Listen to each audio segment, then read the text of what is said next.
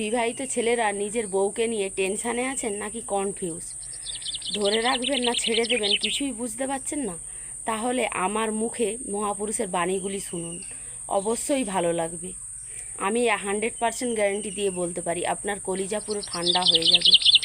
তারপরেও যদি আপনার মনে হয় যে ধুর কথাগুলি ভালো লাগছে না বা মনে লাগছে না, তাও আমি বারবার বলবো আরও কথাগুলি বারবার শুনুন, দেখবেন ভালো লাগবে। নাম্বার 1, যে স্বামী তার স্ত্রীকে ঘুম থেকে ওঠার পর কমপক্ষে 5 মিনিট জড়িয়ে ধরে শুয়ে থাকে, তার কর্মক্ষেত্রে কিন্তু বিপদের আশঙ্কা কম থাকে। এটি বলেছেন বিশ্বকবি রবীন্দ্রনাথ ঠাকুর। নাম্বার 2, বউরা হলো ঘরের লক্ষ্মী। এদেরকে যত বেশি ভালোবাসা দেওয়া হয়, ঘরের আয় উন্নতি ততই বেশি বাড়ে। এটি বলেছেন কবি হুমায়ুন আহমেদ। নাম্বার 3, বউকে বেশি পরিমাণ টাকা দিন, না হলে অধিক পরিমাণ বিশ্বাস করুন, তাহলে দেখবেন সংসার আর যুদ্ধক্ষেত্র মনে হবে না। এই সুন্দর কথাটি বলেছেন সুনীল গঙ্গোপাধ্যায়। নাম্বার 4, সেই পুরুষ কাপুরুষ যেই পুরুষ আজ পর্যন্ত নিজের স্ত্রীর কাছে প্রেমিক হয়ে উঠতে পারেনি। এটি বলেছে কাজী নজরুল ইসলাম।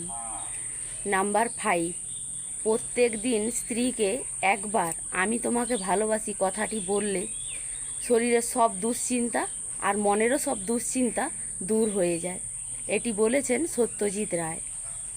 নাম্বার 6, মন ভালো রাখতে নিজের স্ত্রীকে ফোন বুক, নোটবুক, অ্যাকাউন্ট নাম্বার যে কোনো ধরনের পাসওয়ার্ড দিয়ে দিন, এতে সংসারে সুখ শান্তি দুটোই আসবে।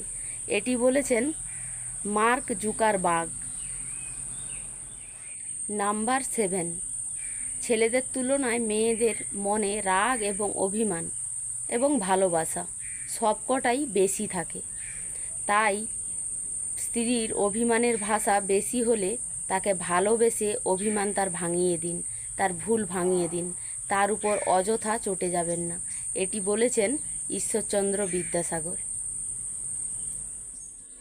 নাম্বার 8, একটি মা একটি শিশুর জন্ম দিতে যে পরিমাণ কষ্ট সহ্য করে, তা একটি বাবা সারা জীবন পরিশ্রম করেও সেই কষ্টের দাম দিতে পারে না।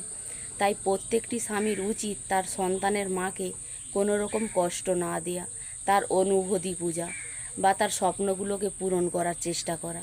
এটি বলেছেন জীবনানন্দ দাশ। সাহিত্যিক দৃষ্টিভঙ্গিতে প্রেম কত সুন্দর, তাই না? কিন্তু আবার দেখুন কি আশ্চর্য ব্যাপার, কবিদের নিজেদেরই কোনো প্রিয়সী থাকে না।